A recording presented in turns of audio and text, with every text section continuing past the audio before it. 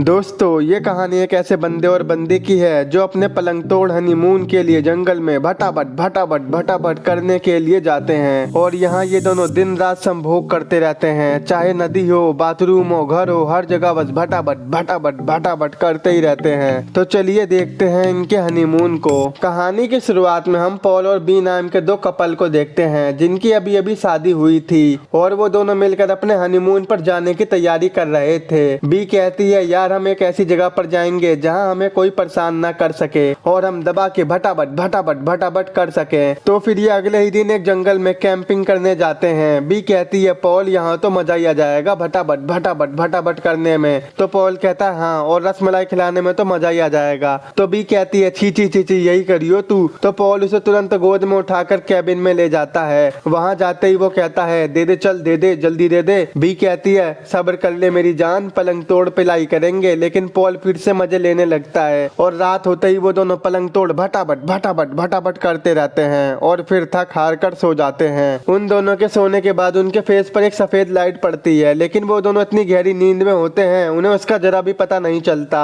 और अब ये दोनों रोज ही ऐसे कहीं भी भटाभट करते रहते थे। एक दिन ये दोनों एक नदी में जाकर बोटिंग करके मजे ले रहे होते हैं। तो पॉल कहता है, यार कल रात तो मजे आ गए थे। तो भी कहती है, हाँ सही है बेटे। फिर ये दोनों बोट पर ही चूसम चुसाटी करने लग जाते हैं और फिर घर आकर ये दोनों साथ में नहाने लगते हैं और फिर बाथटब में ही भटाभट करने लग जाते हैं। इसके बाद वो दोनों घूमते घूमते एक रेस्टोरेंट में जाते हैं जहाँ रेस्टोरेंट का मालिक अंदर तोड़फोड़ कर रहा था। जब वो उन दोनों को देखता है तो वो कहता है कि तुम यहाँ से चले जाओ, लेकिन तभी वो बी को पहचान लेता है और कहता है, क्या तूने मुझे पहचान लिया? पहले तो बी हैरान हो जाती है पर बाद में वो उसे पहचान लेती है। यह आदमी बी का बचपन का फ्रेंड विल था और ये दोनों ही एक स्कूल में पढ़ते थे और कुछ टाइम पहले ये दोनों रिलेशन में भी थे। वो दोनों आपस में बात कर ही रहे होते हैं कि तभी वहाँ पर विल की लुगाई एनी आ जाती है और वो पॉल और बी को यहाँ से जाने को कहती है। लेकिन ये दोनों से साय को समझ बैठते हैं और वहीं पर खाना खाने लगते हैं। वहाँ से घर आते वक्त बी पॉल से कहती है कि एनी ने जो भी हमसे कहा था वो काफी अजीब था ना, मुझे काफी बुरा लगा। घर आते ही वो दोनों रात में संभोग करने की जगह एक छोटी सी बात पर लड़ाई करने लगते हैं और दूर दूर सो जाते हैं। तभी आधी रात को वहाँ पर सभी लाइटें फ्लैश करने लगती हैं और 3:30 बजे ही पॉल का अलार्म बजने लगता है। तभी पॉल की आंख खुलती है तो वो बी के साथ भटाभट करने की कोशिश करता है, लेकिन बी नींद में होने की वजह से उसे घंटा भाव नहीं देती क्योंकि कई लोगों को ठुकाई से ज्यादा नींद प्यारी होती है। और तभी पॉल को लगता है कि सुबह हो चुकी है तो वो मछली पकड़ने के लिए बाहर निकल जाता है। लेकिन तभी उसकी नजर तो घड़ी पर पड़ती है और उसे पता चलता है कि अभी तो सुबह होने में काफी टाइम है। उसके बाद पॉल वापस से सोने के लिए आता है, लेकिन वो देखता है कि बेड पर बी नहीं है और पूरे कैबिन में देखने के बाद वो बी को जंगल में ढूंढने के लिए निकल जाता है।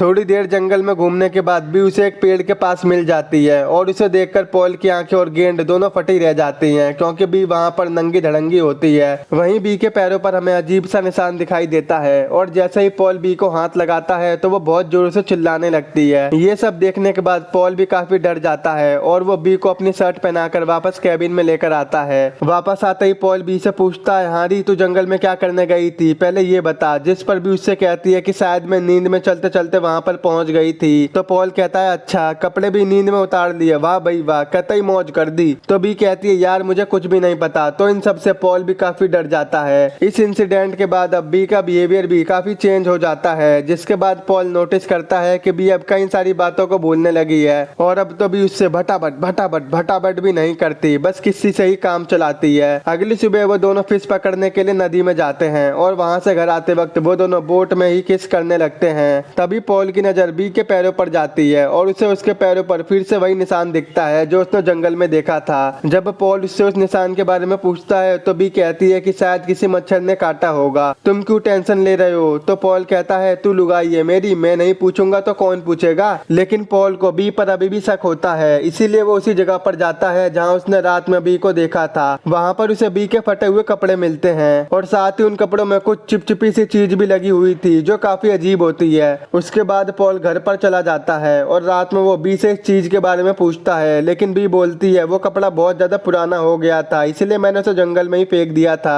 तो पॉल कहता है, तूने उसे फेंका नहीं है, वो उसी रात के कपड़े हैं जब मैं तुझे अपनी शर्ट पहनाकर लाया था और साथ में उस कपड़ों में कुछ अजीब सी चिपचिपी सी चीज भी लगी थी, वो क्या था? तो बी कहती है, मुझे कुछ भी याद नहीं है। उसके बाद पॉल नोटिस करता है कि बी अकेले में जाकर शीशे में खुद से ही बातें कर रही होती है। और वहीं रात को बी और पॉल गेम खेलते खेलते भटाभट करने ही वाले थे, लेकिन तभी एकदम से बी का मूड चेंज हो जाता है। उसके बाद पॉल उसे काफी मनाने की कोशिश करता है, लेकिन फिर से उन दोनों में बहसबाजी हो जाती है। उसके बाद वो दोनों सो जाते हैं, लेकिन पॉल अभी भी जगा हुआ था और वो थोड़ी देर बाद देखता है कि बी उठकर चलने लगती है। जिसके बाद पॉल उससे इस बारे में पूछता है तो बी कहती है कि मैं पानी पीने के लिए उठी थी। उसके बाद उन दोनों के सोते ही उन दोनों पर फिर से एक सफेद लाइट पड़ती है, जिसे देखकर पॉल गन लेकर बाहर निकल जाता है। बाहर जाते उसे वहां पर कोई भी नहीं दिखता और घर के अंदर आने के बाद पॉल सारे दरवाजों और खिड़कियों को बंद कर देता है और इस वजह से उन दोनों में फिर से झगड़ा हो जाता है। और अब पॉल को लगने लगा था कि बी का अफेयर बिल के साथ चलने लगा है, इसीलिए उसने अपना बिहेवियर बिल्कुल बदल लिया है। अगली सुबह हम बी को एक डायरी में कुछ लिखते हुए देखते हैं। वो उसमें लिखती है कि मेरा नाम बी है और मेरे पति का नाम पॉल है, और इसके साथ वो अपना पूरा एड्रेस लिख देती है। पर जैसे ही पॉल वहां पर आता है वो अपनी डायरी को बंद कर देती है। तो पॉल सोचता है ये साड़ी करना क्या चाह रही है, गड़बड़ी तो बड़ी कैडी लग रही है मुझे। लेकिन फिर भी वो बी को अपनी गलतियों के लिए सॉरी कहता है। इसके बाद वो दोनों फिशिंग करने के लिए नदी में जाते हैं और वहीं नदी के बीचों बीच पॉल बी के गोदाम में उंगली डालने लगता है। पर तभी वो देखता है कि बी के गोदाम में से बहुत सारा खून निकल रहा था। ये देखने के बाद पॉल बी को हॉस्पिटल चलने को कहता है, लेकिन बी उससे कहती है ओ मेरे बाबले पति, ये सब नॉर्मल है और ये अपने आप ही ठीक हो जाएगा। तो पॉल कहता है डॉक्टर के पास जाने में क्या दिक्कत आ रही है। तो बी कहती है मुझे जाना ही नहीं है। ये सब देखकर पॉल का शक हकीकत में बदलने लगता है कि उसका अफेयर विल के साथ जोरों शोरों से चल रहा है। उसके बाद पॉल बी को लेके विल के पास जाता है, लेकिन वहां पर बस उसकी लुगाई होती है। और जब पॉल एनी से बात करता है तो वो उसे अपना माई सेल्फ बताने लगती है, जैसे वो अपना नाम और अपने पति का नाम बता रही थी। जिसके बाद पॉल वहां भी नोटिस करता है कि उसके गोदाम से भी वैसा ही खून निकल रहा था जैसा कि बी के गोदाम से निकल रहा था। और फिर पॉल उससे बात करने की कोशिश करता है, लेकिन एनी उसके कोई भी सवाल का जवाब नहीं देती और वो पॉल से कहती है कि हम यहाँ पर सेफ नहीं हैं, और ये बोलकर वो वहां से चली जाती है। तभी पॉल को पानी में बिल की कैप मिलती है जिस पर खून लगा हुआ था, जिससे उसे लगता है कि बिल की डेथ हो चुकी है। तो वो चुपके से विल के कमरे में घुस जाता है और उसके घर में भी वैसी लाइट ब्लिंक कर रही थी। इसके बाद पॉल विल के कंप्यूटर में सीसीटीवी फोटोज को देखता है, जहां पर वो देखता है कि एनी भी कुछ दिन पहले बी की तरह रात में घर से बाहर गई थी। और पॉल सफेद लाइट का पीछा करने वाली रिकॉर्डिंग को देखने लगता है, लेकिन तभी वहां अचानक से कंप्यूटर बंद हो जाता है और पॉल जल्दी से वहां से जाने लगता है। तभी पॉल नोटिस करता है कि विंडो से एक परछाई उसे देख रही है और उसे पूरे घर में एक ही लेटर चिपका हुआ मिलता है जिसमें एनी और विल की इन्फॉर्मेशन थी। पॉल तुरंत बी के पास आकर बोलता है कि यहाँ पर कुछ भी ठीक नहीं है, जिसके बाद पॉल और बी में फिर से बहस हो जाती है और पॉल वहां से अकेले जाने का फैसला करता है। लेकिन पॉल को कार की चाबी कहीं नहीं मिलती। तभी उसे बी के बैग से वही डायरी मिलती है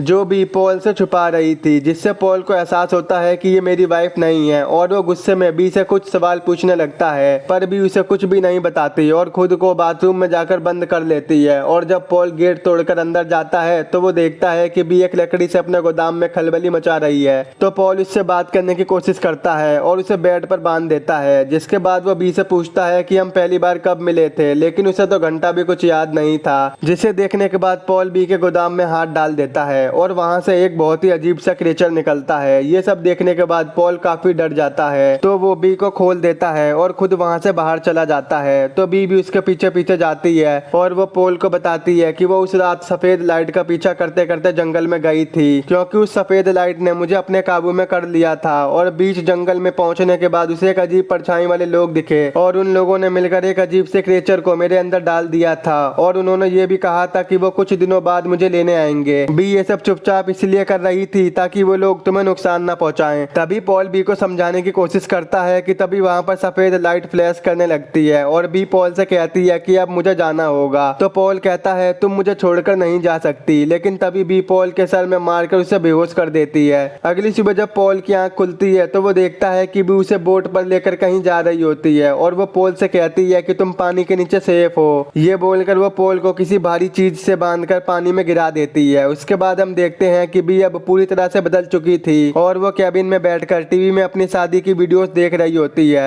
उसके बाद एनी उसके घर आती है और वो दोनों जंगल की तरफ निकल जाते हैं, जहाँ पर उन्हें एक बार फिर से वो सफेद लाइट दिखती है और यहीं पर ये मूवी खत्म हो जाती है। दोस्तों इस मूवी का नाम हनीमून है, जो कि साल 2014 में रिलीज हुई थी। आई होप आपको मेरा एक्सप्लेन जरूर पसंद आया होगा। तो आज ही हमारे चैनल को सब्सक्राइब, वीडियो को लाइक और शेयर जरूर जरूर कर देना। अगर आपको ये मूवी डाउनलोड करनी है तो आप हमारे टेलीग्राम के चैनल से कर सकते हो।